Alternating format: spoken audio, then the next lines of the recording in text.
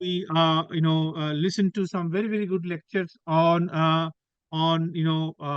different aspects of metaphysical questions.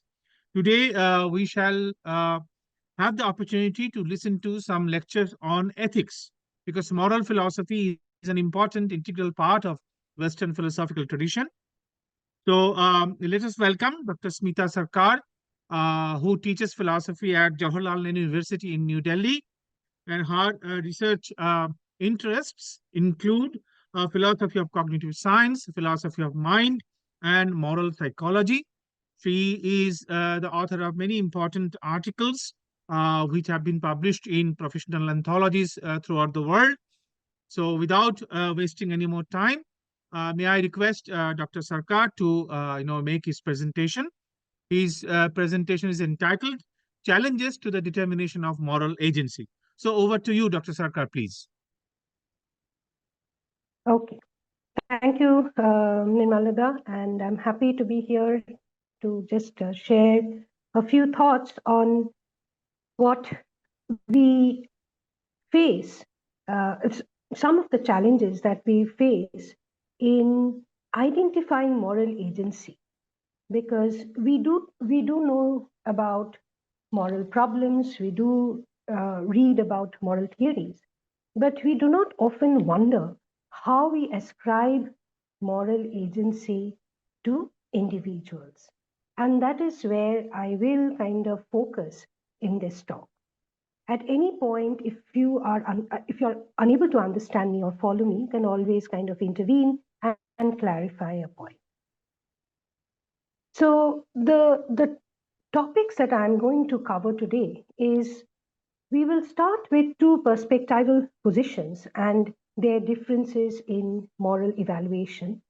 Then we will kind of briefly talk about the notion of moral agency that we have, and what are the minimum requirements that should be there in order to determine moral agency in an individual. Then we will talk about the condition of freedom and the importance of it in recognizing or even ascription of moral responsibility to individuals. Then, of course, we all know about compatibilism and incompatibilism. I'll just talk about their differences and their crucial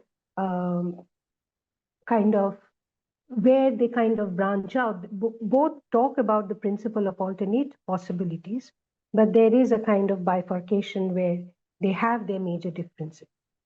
Then we will talk about identification of moral appraisals, rather moral appraisals and moral intuitions, then followed by some interesting observations on how we ordinarily kind of talk about moral judgments.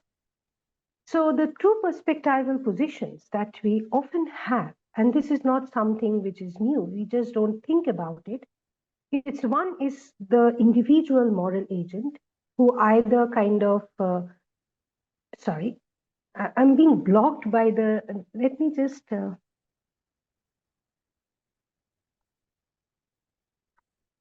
okay, thank you. So the first position is of the individual moral agent who either performs an act or decides on some moral action which is yet to be done. Then we have the other position is that of what I'm referring to as the moral judge or the adjudicator, who by herself is not engaged in the act or may not be affected by the consequences of the act that is being performed by the individual, but she undertakes some kind of moral evaluation of the act and thereby also the individual who performs the action. So the analysis that we may have of a particular moral context might be of the agent's moral thinking. I mean, how an individual comes about in deciding on a certain action. And of course, the other perspective where we talk about moral evaluation, the adjudicator's moral thinking. And we may also kind of classify the category of reasoning that an agent performs as reasoning for others, right? When the activity is directed toward another individual, or one can do a reasoning for oneself when it is a self-directed activity, right? So causing self-harm in certain cases can also be a moral issue. So the difference that kind of comes about within these two perspectives is the adjudicator can take an objective attitude towards evaluating the act as well as the agent. Unless, in certain cases, if the individual is not embroiled with her own personal bias, only then one can take an objective attitude. The second is that of the moral agent, right? So the moral agent has to take a more involved attitude, a more involved position, which I call the subjective attitude, because it's her who is performing the act and thereby will also be responsible, I mean, is responsible for the consequences of the act. So it's unlikely that the individual will take a detached, objective stance like the moral judge. So the aspect of moral evaluation it involves, it's kind of an act that where we judge the moral worthiness as morally good or morally bad, where we appraise either the praiseworthiness or the blameworthiness of the act or the consequences that kind of evolve from that act itself. After that, we identify either the moral praiseworthiness or the moral blameworthiness, only to proceed with ascription of moral responsibility.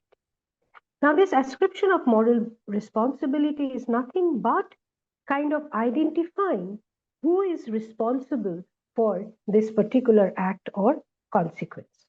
So, someone has to bear the moral responsibility. It cannot be that a bad action has been performed, there is a bad consequence, and yet no one is responsible for that. Very rarely do we have such rare situations where we are unable to trace the locus from where this action emanates.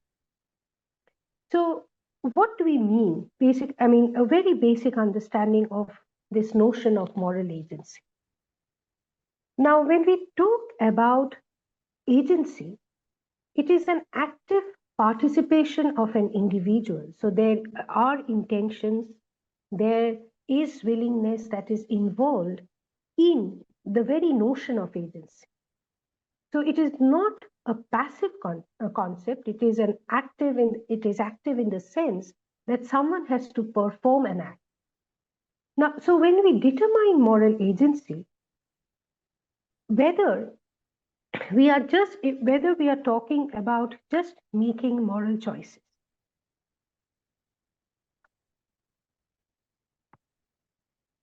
perhaps not.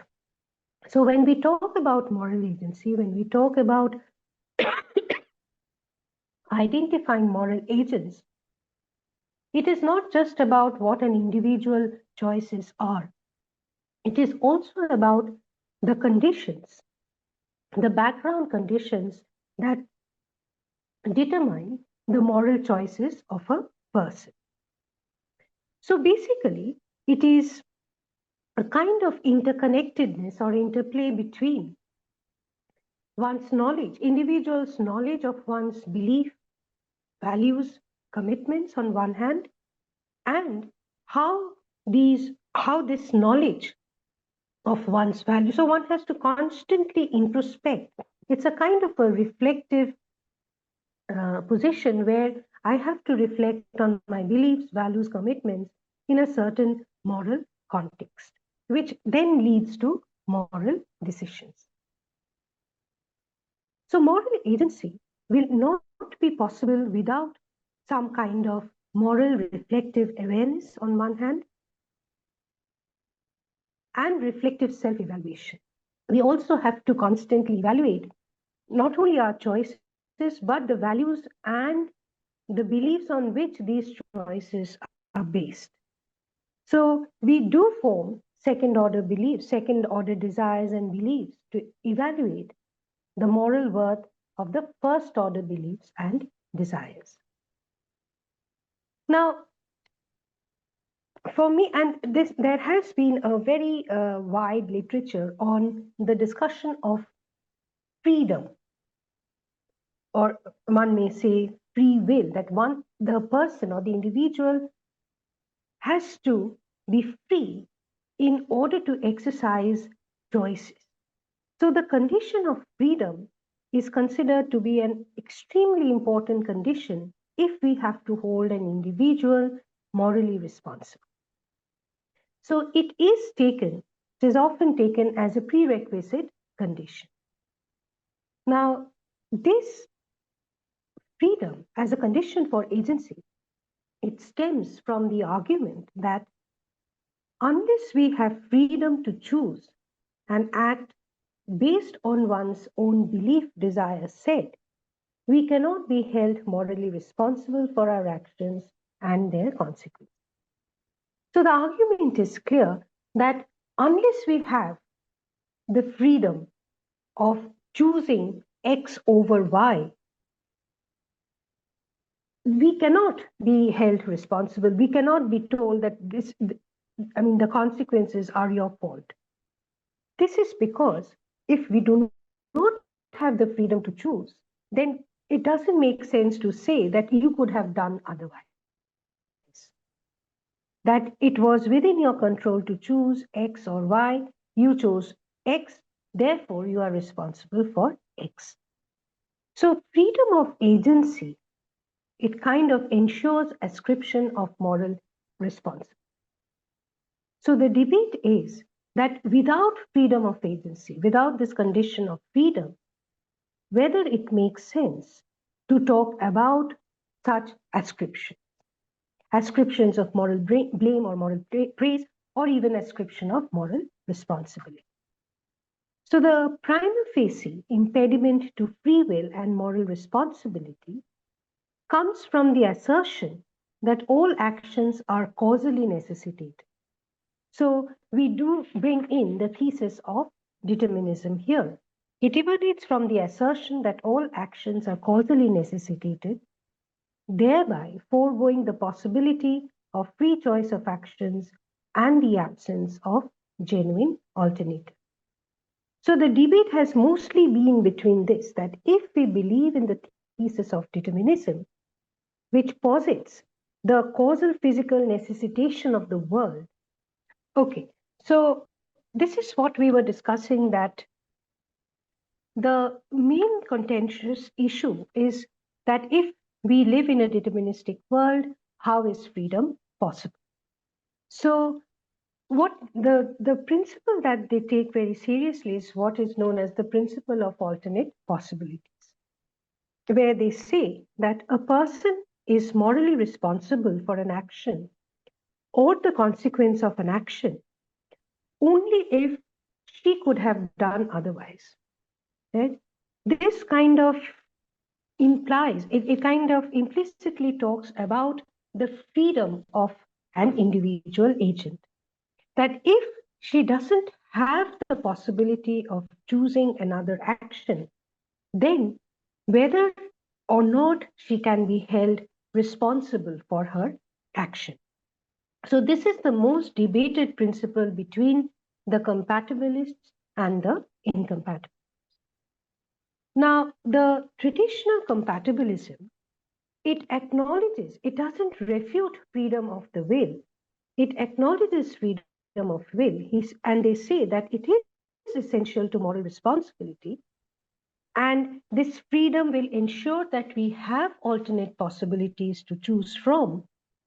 But they also say, and that is the reason why they are compatibilists, they say that moral responsibility is not in conflict with the deterministic worldview.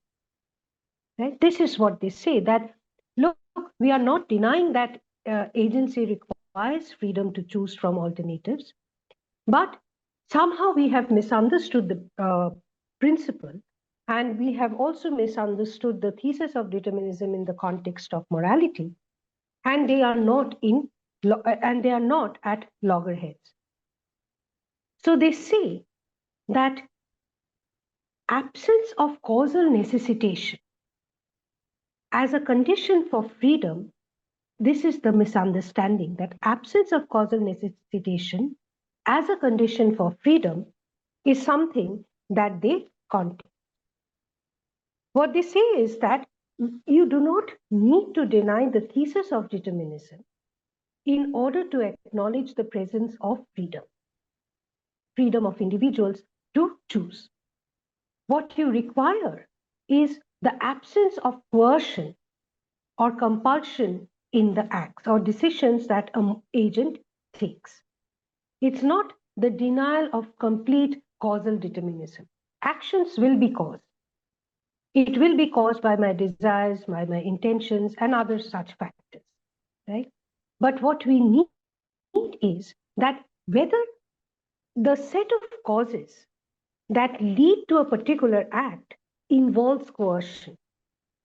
So there could be coercive causes, there could be non-coercive causes. So when in the context of coercive causes, we cannot hold a person responsible. But we can hold a person responsible. The person do have a freedom when we talk about non-coercive causes. So this is how a compatibilist would try to secure both freedom of will as well as thesis of determinism. But traditional incompatibilism, they say, and this is their main counter argument, is that the very fact that you accept determinism, so if you accept the thesis of determinism to be true, it entails the falsity of having genuine choice. You have a deterministic framework, and yet you talk about having alternatives. These two don't go hand in hand, according to the incompatibilist. And that's the reason they are incompatibilist. So the whole idea that the world operates within a deterministic framework, everything is causally necessitated, and yet I have the freedom to choose from alternatives. So basically entailing the possibility of doing otherwise is something that stands in contradiction for the incompatible. So they argue that only the presence of freedom of will make possible alternative choices and actions viable. So you see, they are coming from the other direction. They are saying that if you believe in the truth of determinism, then you have to believe in the falsity of genuine choice, which means that there is absence of freedom of will. And it is only in the context of the presence of freedom of will can you have genuine alternatives. So a causally determined worldview for an incompatibilist impedes the metaphysical possibility of freedom of will. This is their position.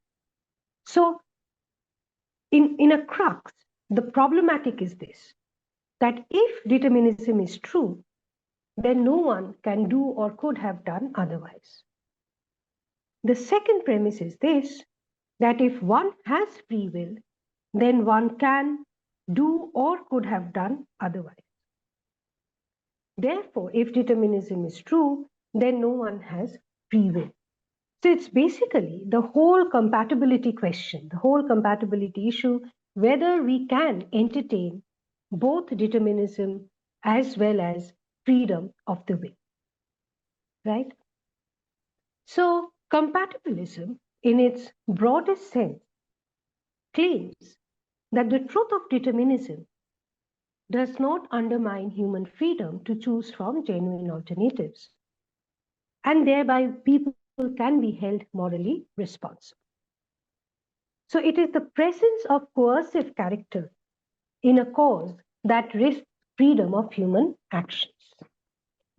And non-coercive actions are caused by desires, intentions, or beliefs of the agent devoid of any coercive influence or compulsion. So basically, they kind of harbor this distinction between the coercive character of a cause and the non-coercive character of a cause. If we are able to segregate or identify the difference between coerciveness and non-coerciveness, then we can take decisions about moral responsibility. So for them, the appropriateness of a choice in a situation is decided by her own moral values, principles, beliefs, etc. With the freedom to do otherwise, having alternatives, she not only claims the values, principles to be her own, right, but also acknowledges the responsibility of the consequences of her moral decision, which is based on those beliefs, desires, etc. So this in turn posits moral accountability on her. Okay, at this point, let us just pause and see what we have just talked about. So we have talked about two positions who are both vying. In fact, we cannot talk of a moral order. We cannot talk about morality in this world, which does not accommodate moral responsibility. If moral responsibility falls flat, then there is absolutely no point in really talking or arguing about moral decisions, moral choices, etc. So both compatibilists as well as incompatibilists, they try to figure out they're trying to kind of theorize about how do we ascribe moral responsibility and what are the conditions of such ascription. If we have a deterministic worldview, then we see what the problem is, because we talk about causal necessitation. So we have to find out a way where we uphold causal necessitation, and yet we can talk about freedom of the will. Now, this is where I'll come back to this problem, but let me just quickly talk about moral appraisals and moral intuitions. Before going into a position that is discussed by Peter Strawson, who kind of gives us a revised compatibilist account where we have a deterministic worldview, and yet there are ways to come about it in order to hold people morally responsible for their actions. Now, what we do in the context of moral appraisal is our decisions regarding moral appraisals and ascriptions of agency rely largely on some kind of preliminary identification and categorization of acts as coerced or non-coerced, performed under coercive or non-coercive causes respectively. So this becomes very important, this separation between coercive and non-coercive factors, which according to my view is not very easy to do, unless one goes into a very deep analysis of the background of a person's decision. It is not apparent. You can't just see an action and then decide whether it was done coercively or non-coercively in many contexts. So an act under coercion, which undermines agential control of any kind, immediately raises the concern whether she can be held directly responsible or accountable for her act or decision. Now, when we hold someone morally responsible, the factor that comes into play is also our moral intuitions. We feel a certain way in judging someone's actions. So moral intuition, in a way, I think that moral intuitions are our most useful tool that we have. So moral intuition, in a way, helps to judge the moral viability of an action or decision. And it is commonsensical that this intuition cannot work without self-reflecting on what leads us to a particular decision. The question is, why at all do we arrive at the choice? This is what we eventually analyze for oneself as well as for others. So the question is, what makes an agent a morally fit agent or open to moral appraisal? So if we think if we pause and think, so basically what we are trying to understand through this exercise is we see a person performing an act. Now, if we are to evaluate, if we have to evaluate the action, we also thereby, as an extension, evaluate the individual as well. So the person becomes either a moral or an immoral person in a certain context. And we judge the act to be morally praiseworthy or morally blameworthy, depending on the consequence that it will reap. So all this encompasses the bigger question is, how do we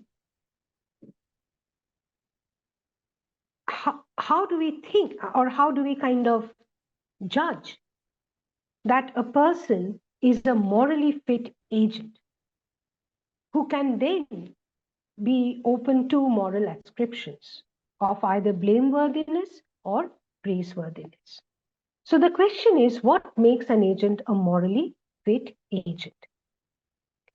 Now here comes in the Strawson's account of reactive attitudes. So a partial answer to the above question comes from Peter Strawson, where they kind of debate on the criteria for moral assessments and judgments from a third-person perspective of a moral agent. Now, as I mentioned before, that the distinction between coerced and non-coerced acts, where I'm being forced to do a certain act, or whether I willingly choose to do that particular act, that separation always is not very clear to tell. So just to say that, okay, these acts were coercive and these acts were not, we need to have certain parameters which will decide on such things. And I don't think we have such clear parameters unless we have seen the entire history of a build-up to an act. So this is one point, that even if we acknowledge that there can be certain acts which are coerced and others which are not, the question is, as a moral evaluator, how do we judge? Because it's basically the action, just the act and its consequences which are available to me at any point of appreciation or judgment, but not all the factors. So the question is, how do we do that? Now, for Strawson, he says that the factor whether something is coercive, so it's a property, right? A property that we are ascribing to an act, that it's a coerced act, it's a non-coerced act. So the property of being coercive or non-coercive, according to Strawson, is not implicit in any cause. But for us, it is determined by the reactive attitude that we show towards any particular person or a particular act. Now, what would be reactive attitudes? So Strawson argues that the property of being coercive or non-coercive is not implicit in any cause. Rather, it is determined by the reactive attitudes such as guilt, resentment, indignation, admiration, gratitude, etc. of people towards a particular action or of a person. So one cannot, by merely looking at the cause, be aware of its coercive or non-coercive nature. So he basically hinges on reactive attitudes. He gives the example like maybe we are witnessing a case of a juvenile person of a severe crime. At first, we do feel a lot of anger against the boy or the girl who has committed that crime, who is an underage and has committed that crime. Now, in the court of law, when we hear the proceedings and when we come to know that the boy or the girl did not have a proper family, has come from a very violent family, had other social problems, economic problems, or many, other kind of negative upbringing, then he says that we not only hold the boy responsible or the girl responsible, but slowly our reactions also kind of target the parents, the friends, the extended family, etc. So what Strawson is trying to say is that we not only judge the act, right, but we also try to evaluate the background on which may have caused this particular action to be done by the person. So it's basically the nature of our reactive attitude that in a way indicate whether we think that the cause is coercive or non-coercive. So he says that the compatibility of determinism and moral responsibility is shown by suggesting that our ordinary practices of holding people responsible and taking moral reactive attitudes towards them would hold even if determinism is true. So this is a somewhat revised position of compatibilism as given by Strawson through his reactive attitude theory. Now, so our appraisal of acts and behaviors of others would instinctively be prompted by the reactions we have towards the intention and attitude that the agent displays. How much time do I have, Nimalada? You have another, say, 40 minutes. Okay, okay. Now, what I want to go into, I mean, so far, let me just kind of give a brief recapitulation of what we did and the trajectory of how we did that. Is we started with having two different perspectives. So we are constantly shifting between the two perspectives. On one hand, there is the person who has done an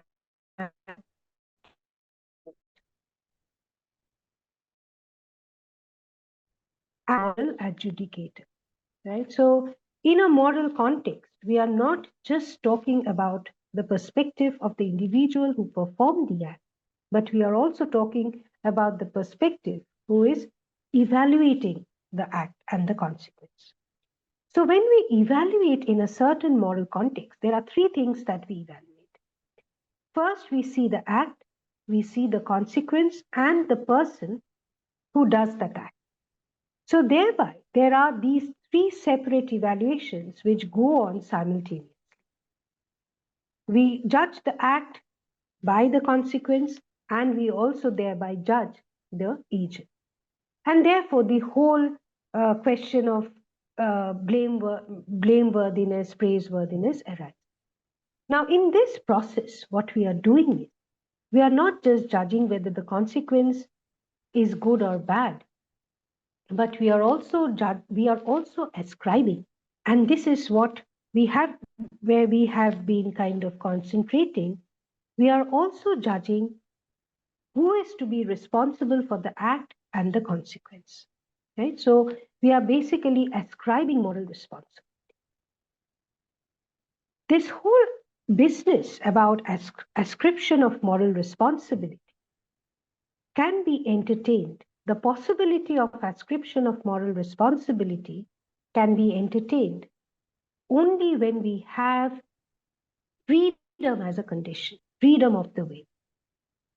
Now, why does freedom become such an important factor? Because freedom allows us choices. Freedom allows us alternatives. So we can choose between X, Y, Z.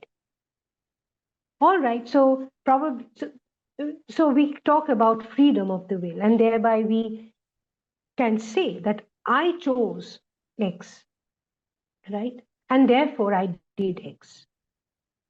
Now, then why does this freedom condition become so problematic for some and not so problematic for others? It's basically the two positions, the philosophical positions that we shared, the compatibilist and the non-compatibilist position. It was problematic for the compatibilists because they believed in the thesis of determinism, which promotes causal necessitation. So there is no event in the world that is uncaused. So therefore, by extension, human actions are also caused. Now, if a particular action X is caused by its prior set of conditions, then where do I fit in the freedom of the agent? Because everything that I do at this point of time is already predetermined by the conditions that existed, that was temporarily prior.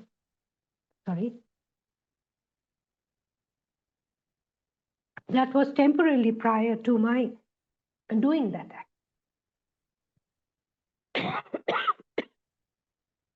So therefore, freedom becomes questionable in a deterministic worldview. But somehow they have to, if they believe in moral ascriptions, then they somehow have to fit freedom of the will within their given framework, within the compatibilist framework. And they do so by saying that, look, determinism works, we do have a deterministic framework, but freedom of the will is accommodated in the given distinction between coercive and non-coercive actions. It's only in the non-coercive actions where we employ our desires, beliefs, intentions freely and thereby willingly choose to perform X, which does not happen in the case of non-coercive action. So freedom of the will is entertained in that domain of non-coercive causes. Of course, the incompatibilists have a strong objection to this because they see determinism, the truth of determinism, to be fundamentally contradictory to the presence of freedom.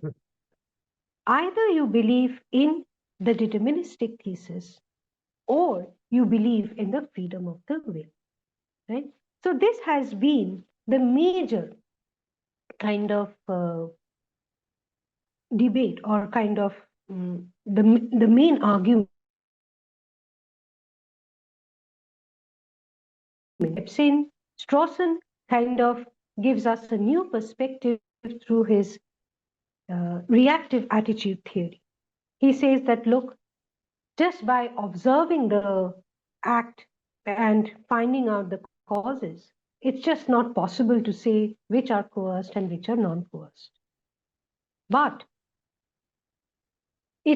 so he gives a more of a psychological explanation. He says that, look, it is our reactions to these actions. It is our reactions to the history of that particular act that tells us whether that action entertained freedom or not, whether that action was coerced or it was not coerced. So he does come about to be a compatibilist, but a revised compatibilist, thereby bringing in this psychological aspect, the psychological dimension in judging whether a certain act entertained the freedom of the will or not. All right, so what we will do now is kind of visit a few moral cases and see how our moral intuitions are at play. And the reason why we are doing is this, that many of us do believe in causal attributions. We believe in both causal attributions, where we think that there has to be a cause to the act, and how do we trace that, and also the precedence between causal and moral attribution. So moral agents, as we just said, that they are generally held responsible for their actions.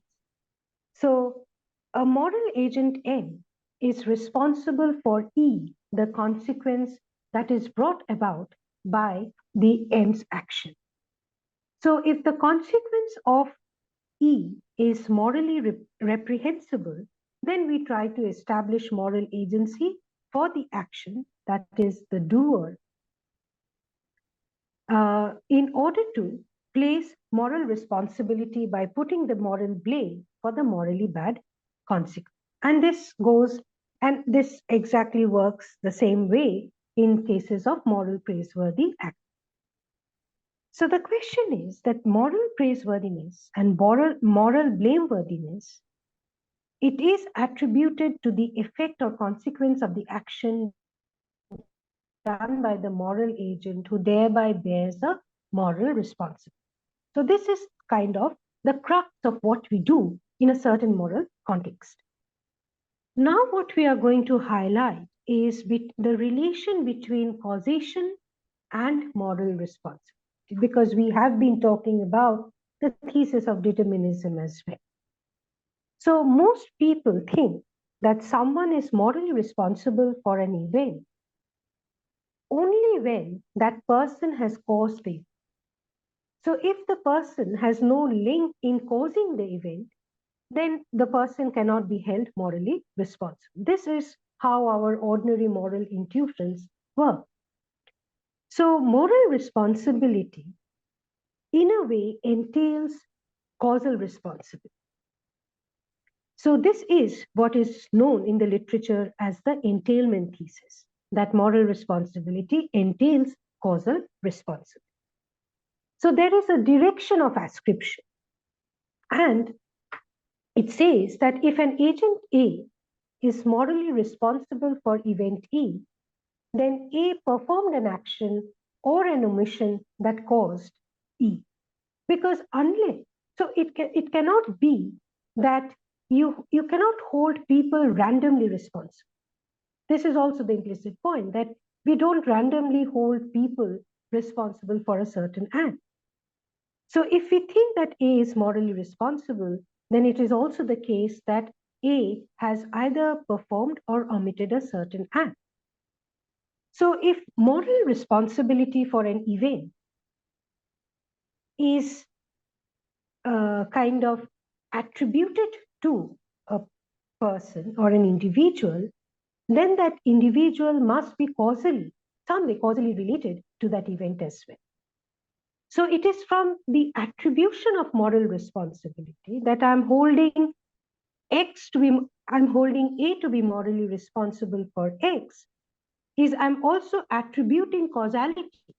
So the person caused, right? So that person A is also causally related to that event. So the direction is a kind of unidirectional. It goes from attribution of moral responsibility to attribution of causality, right? Because this is also a reflection of the entailment thesis, that you attribute moral responsibility and thereby you also attribute causality, but not vice versa. Now let us think about two incidents. Now, in one case, you have a person who stores logs of wood in his house because he lives in a very cold country, right?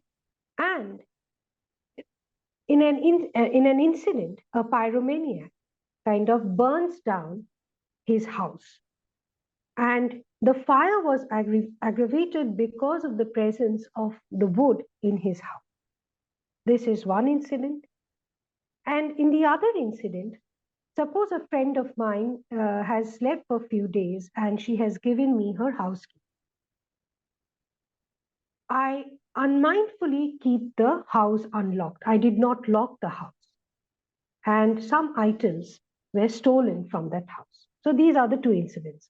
The pyromaniac case, where I have stored wood in my house for later use and my house gets burned down. And in the second case, I'm kind of careless. I leave my friend's house open and some items get stolen. Now, the case of a householder whose prudential storing of firewood in the cellar gave a pyromaniac his opportunity to burn it down would be distinguished from that of the careless friend who left the house unlocked. Now, we have to think ourselves that how do we attribute moral responsibility and whom do we attribute moral responsibility, and thereby go into causal attribution as well. The fire would not be naturally described as a consequence of the storing of the wood, right? So just because I store wood in my house, in the cellar of my house, doesn't lead to automatic burning of my house, right? But my keeping the house unlocked is directly related to the case of theft. So there is this distinction that the person who stores wood does not really do it. So it doesn't naturally lead to the consequence of burning of his house. Whereas the loss of some items, the theft in my friend's house is due to my keeping the house unlocked. So the question is, how do we attribute moral responsibility and make primary causal attribution for the event? Who is to be held causally responsible as well? Now, if we take the burning down of the cellar, there is a kind of build-up of causes that finally led to the burning down of the cellar.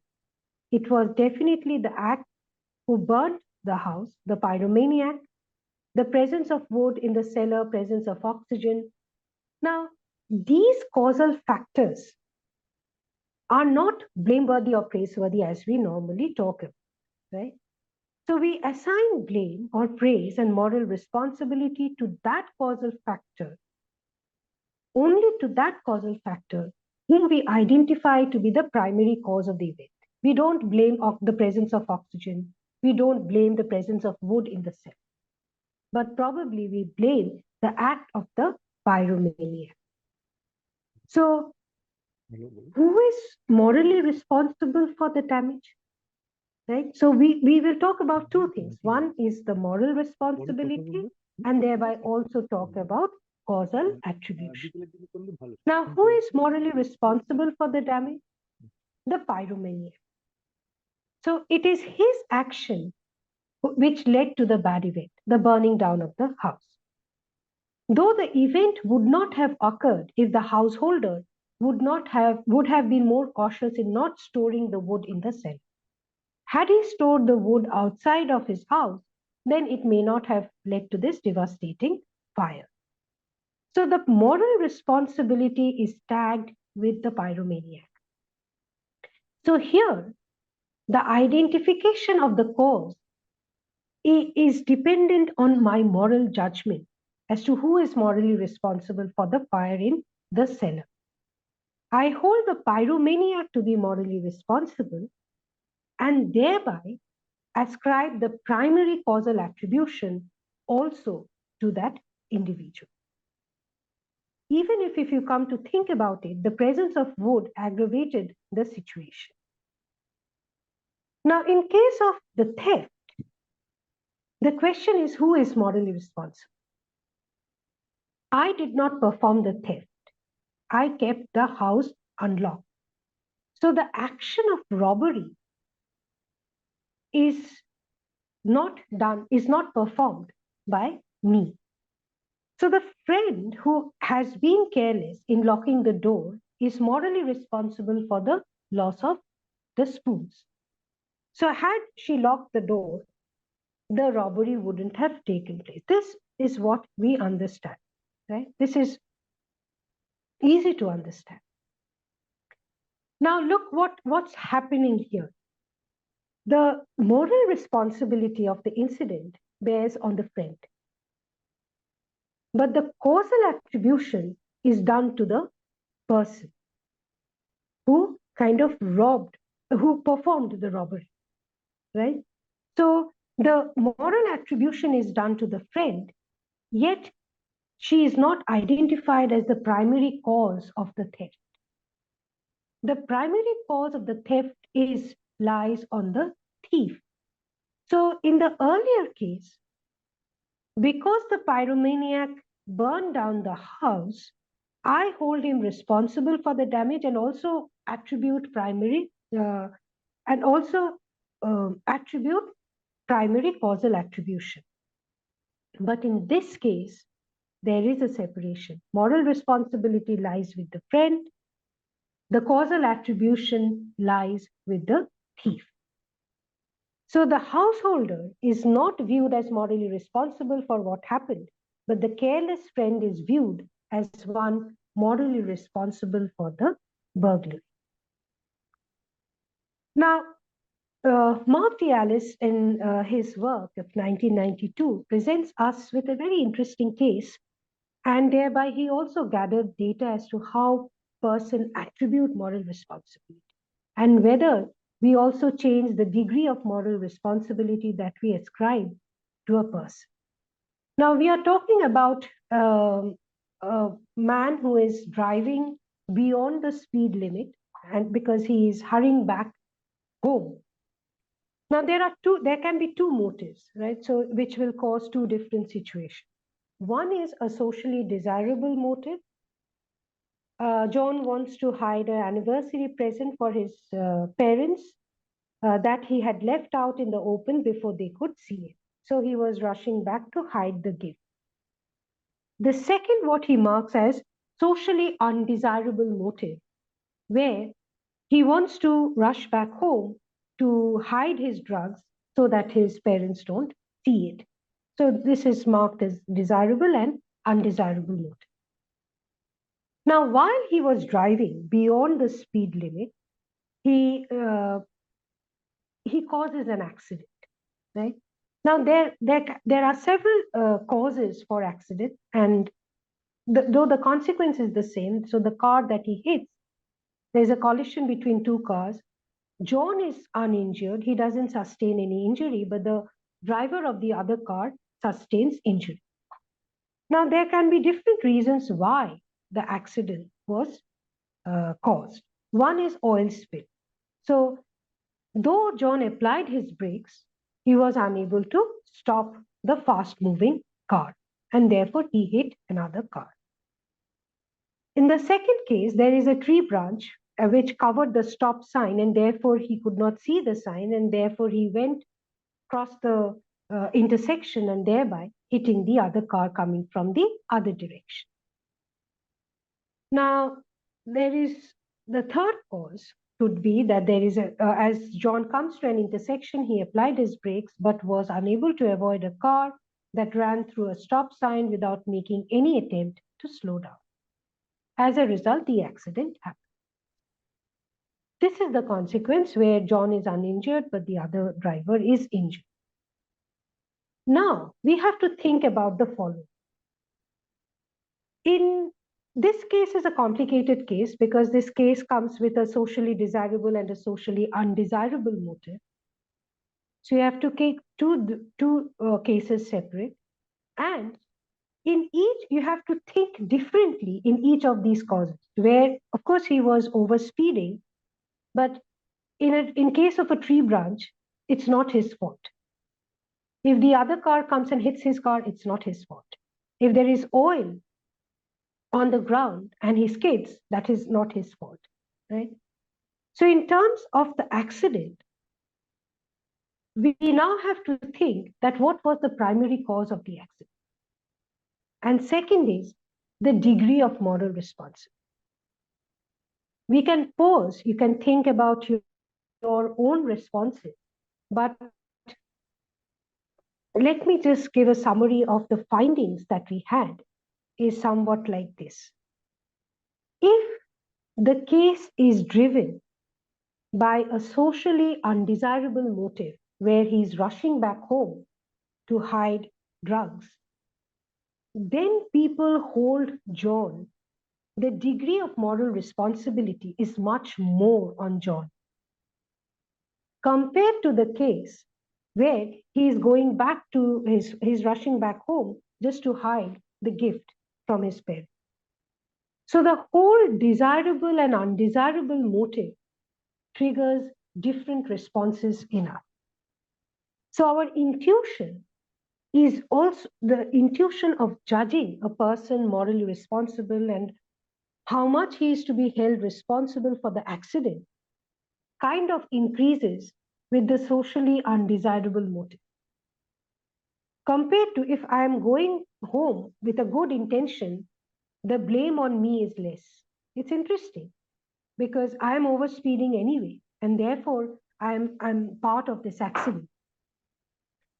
But if I'm going back for a ill motive, right? So in a case where it's identified as an undesirable motive, so people draw in other evaluations as well, that having drugs is bad, right? So all those judgments kind of affect my current moral intuition in this case. How much, where do I locate the primary cause of the accident? And how much, or what would be the degree of moral responsibility that I ascribe to to John? So this is something that if we think a bit, we can see that even if we try and give a normative understanding to moral decisions where it is guided by principles, certain moral norms, etc., but these things do matter. If you talk about the incident here, the incident is nothing. It is in the sense that it is only one thing about the accident. And it can be caused by several reasons where John is not directly responsible for the tree branch or the oil spill, etc., etc. His action in these two cases are evaluated in different ways, depending on his motive. So we assess the motive that kind of plays behind the act or the act of John, which eventually causes this accident. I think we will pause here, Nirmalada, and kind of, okay, so is this case clear before I move a bit more? Yes, ma'am. And I have a question on this part. Okay. Do I come back later to the question or finish the Sure, ma'am. presentation or do? It depends on you. I mean, are you towards the end or? I have just one more model to explain, Okay. and then I will wrap up. I'll just need 5 more minutes. Okay. Okay. I think then it's better you finish and then we can take up the questions. Okay. Okay. So here, what the model of moral ascription that we are describing here is we perform a moral judgment by ascription of moral responsibility, through which we then tag on and see, and then we determine causal responsibility as well. But Joshua Nobe, he talks about a different approach where he says that if we take a moral judgment, if we make a moral judgment, unless we do a causal ascription, we cannot have ascription of moral response. It is just two distinct models that I wanted to discuss.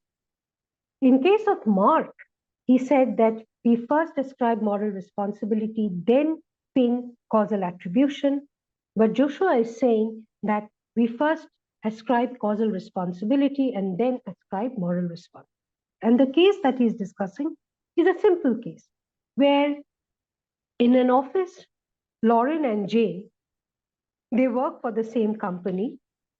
And the rule is that since their system is weak, we can't think of an office now whose computer network is weak, but it kind of, it's an old example, but still.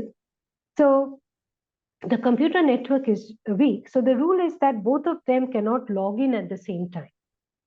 If they do, then it crashes. So Lauren is expected to log in at 9, followed by Jane.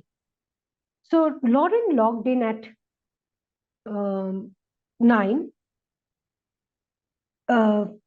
Jane also did the same. And therefore, the computer crashed. Now here, who is to be held responsible for this? Both logged in at the same time. Now, in this case, it is apparent that we will hold Jane to be responsible for the crashing. Why? And I mean, people do agree that Jane is responsible for the system crashing. Why? Because the way we do it here is that we try to see what caused that crash. It is logging in at the same time by Jane that caused the crash. So we are first making the causal attribution. Then we hold someone morally responsible for the crash. So here, the question is whether moral attribution is preceded by causal attribution or causal attribution is preceded by moral attribution. Some say that ascription of moral responsibility is prior to locating primary causation in case of the householder or the pyromaniac case. Others claim that unless we make a causal ascription, we cannot make a moral judgment. Unless we kind of try and see what led to the computer crashing, we cannot figure whom to blame. So moral responsibility is not without one's participation, either in sense of a commission or in sense of an omission. Now, given the complexity of how moral intuitions work, how small details or small variations in different cases kind of changes our moral appreciation of a case, moral judgment, moral ascription, I think all this is relevant. It becomes relevant when we also try to decide moral agency. It's not a simple act of pointing to someone and then saying that he is to be held responsible, she is to be held responsible. The determination of moral agency is not about identifying a person, but it's about identifying and analyzing an entire context within which an individual operates. Okay, thank you very much. I'll end here. Thank you. Okay, great, wonderful. Thank you very much, Dr. Sirker, for acquainting us with one of the central issues in Western moral philosophy, namely the idea of moral agency, and all these interesting examples that you have given really give rise to many interesting issues about ascribing moral agency. So now I know this is open for discussion. So if you have any questions or clarifications or comments to make, please come forward.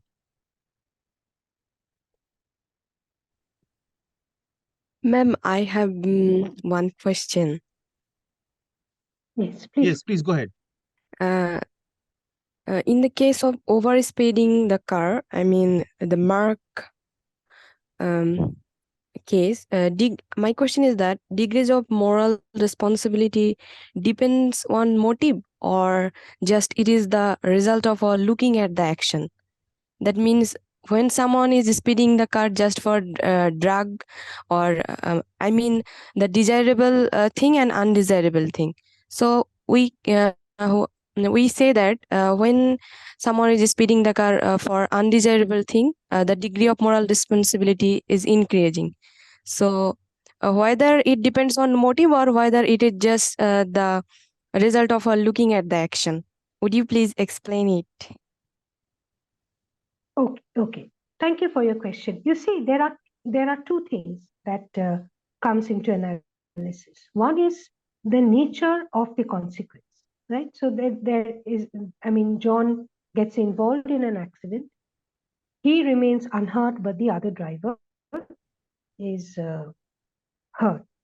Now, the reason for this accident, though can be from different causes, it is also because of the fact that he was overspeeding, right? So he is partially responsible for the accident.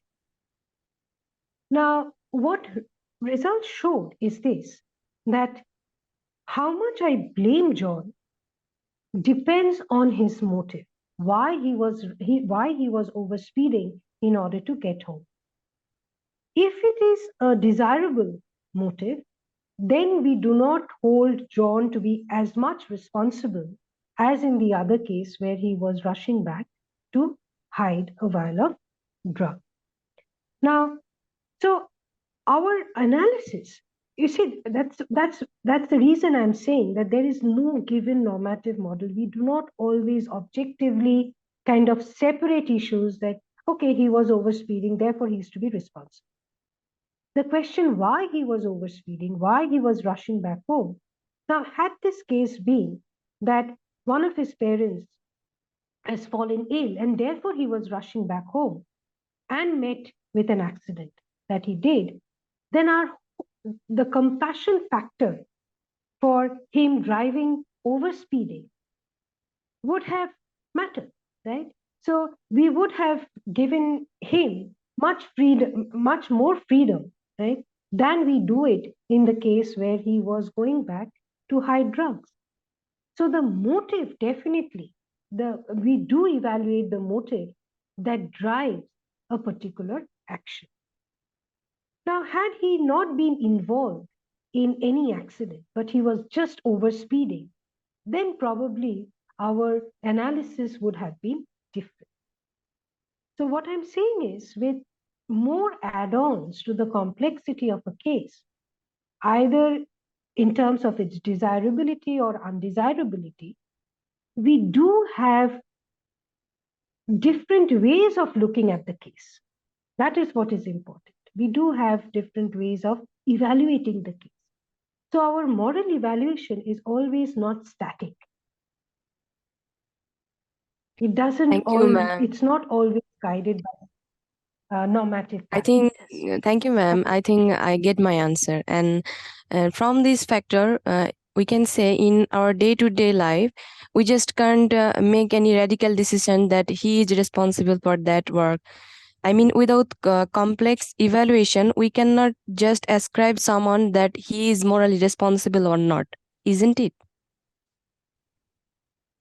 Well, it's often not easy. I mean, that's what we are saying, that there are certain layers of complexity in moral evaluation. It's not black and white, Yes, miss. where we just identify and say that, yes, you are responsible and you are not. So Yes, there miss. are, Thank you. if we have to think deeply, we have to really also undertake these parameters into consideration. Thank you, miss, Thank for your nice presentation. And Yes, any other, please? Good afternoon, ma'am. My question is regarding the case of moral judgments. Shall we also take into consideration the moral fitness of the moral judge beside the moral agent? And if yes, then shall not it lead to an infinite regress? I mean, another third person is needed to judge the to judge the moral fitness of that moral judge. Again, another person is needed. Shall it lead to an infinite regress? If yes. Well, you see, I understand where the question is coming from.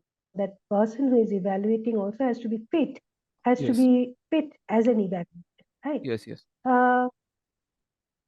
See, the question stands, but the whole point is what we are discussing here is, of course, there is a factor called the fitness of the moral. A person who is corrupt cannot keep giving any moral judgments, right? So, I mean, we do Yes. not take him seriously to pass moral judgment. But I have to think, but you see, in everyday cases, when we evaluate a certain moral context, right, we do not often introspect whether we are capable enough to be a moral judge in that particular context. And there is no social procedure where there is someone else to judge my fitness as a moral judge. Yes. Right. But it does happen that we do regularly pass moral judgments. We do make moral assessments, both for our own actions as well as actions of others. Now, if we have to judge,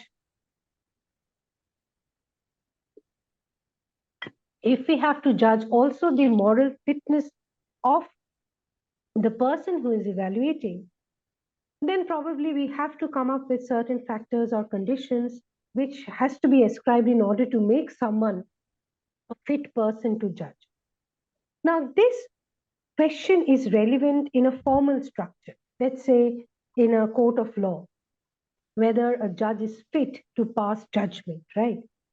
Yes. But if we look at our social structure, our social, what should I say, the kind of framework that we do not have such procedure where I also have someone to judge the fitness of me Yes. being Yes. a Yes. moral assessor.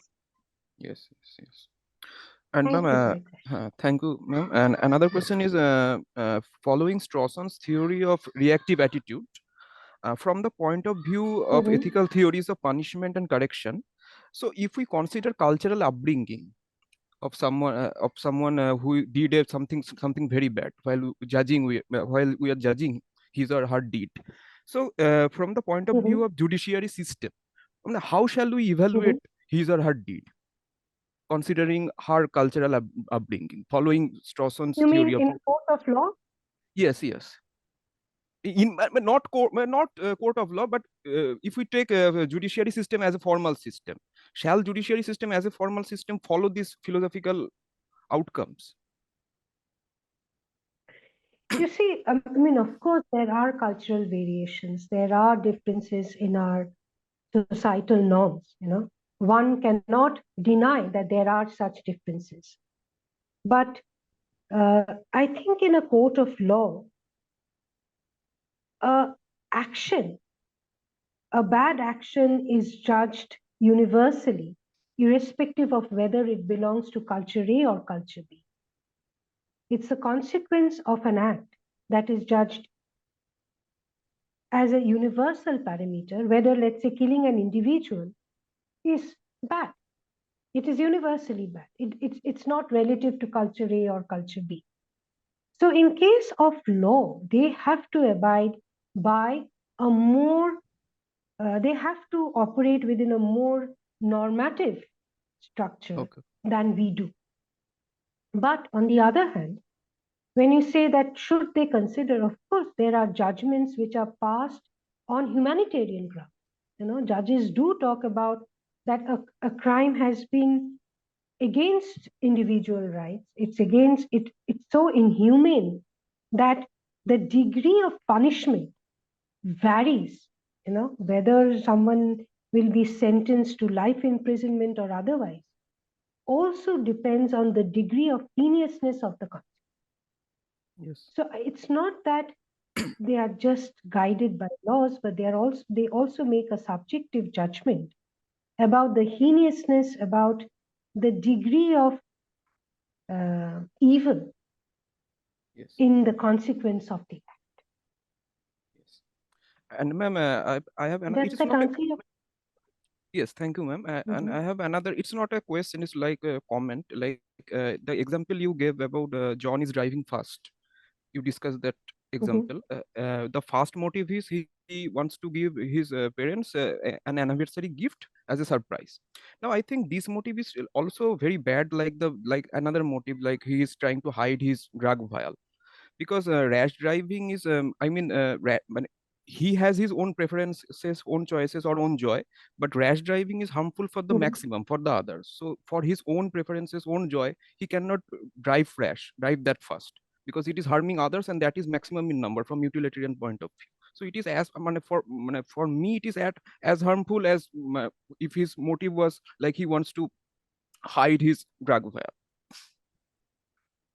You see, this proves the argument that moral intuitions vary. Your moral intuition is saying that no matter what the motive is, right? Yes. Rash driving, overspeeding is itself bad because it kind of opens up the possibility of injuring others.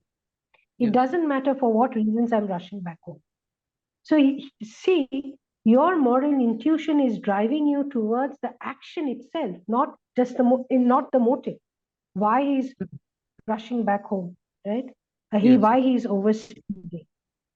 But let's say if we change the case of where one of his parents has fallen ill, would you still say that overspeeding was bad in this case?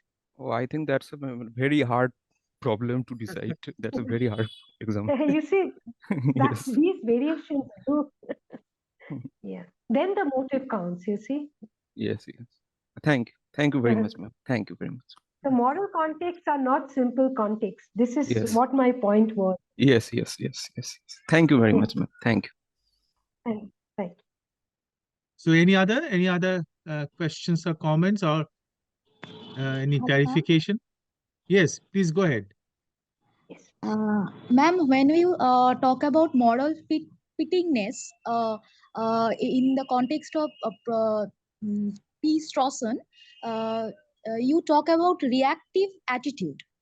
And there you say the property of being coercive and non-coercive is not implicit any cause. Huh?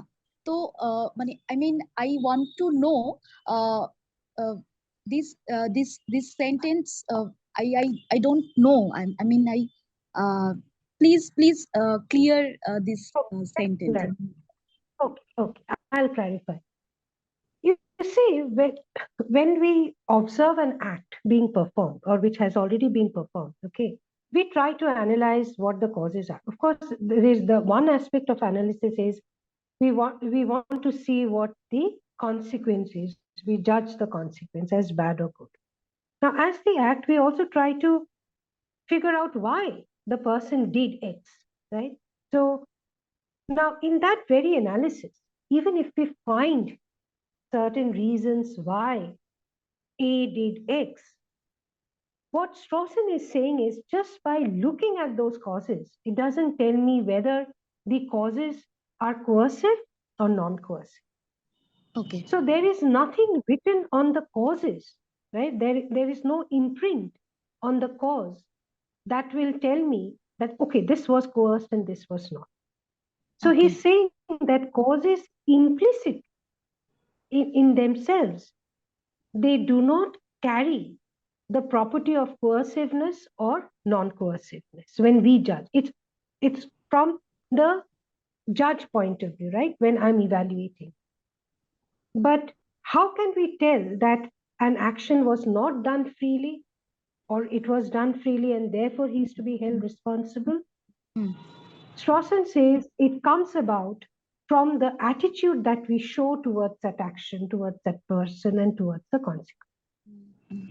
Okay. Right? So those different reactive attitudes of guilt, indignation, etc., this kind of reflects the attitude that I have towards the action and the causes. So the coerciveness and non-coercive, because it's all from the point of view, how do I judge whether the individual was free? How do I judge whether he is to be blamed or not? How do I judge whether he act under compulsion or not? So he says that that gets reflected from the reactive attitudes, from the reactions that I display towards the person, towards the act. Action. Via my different attitudes of indignation, guilt, etc. Okay. Is it Thank clear? you, ma'am. Thank you. Right. We can have maybe one short question. Okay. Any discourse on ethics is always bound to, throw up new and new questions, new insights, new opinions, suggestions. And and this idea of moral agency is one of the central issue in the history of moral philosophy. So we can go on and go on. But we have to stop here for this lecture session now. So let me again express my very, very sincere thanks to Dr. Sarkar for this discussion on moral agency, and thank you very much, Dr. Sarkar. Thank you very much, and sorry for the disruptions. It No, kept happening, but that's something it just took up more beyond time. our control, so we can't help. So thank you very much. Thank you very much. Thank you. Thank you.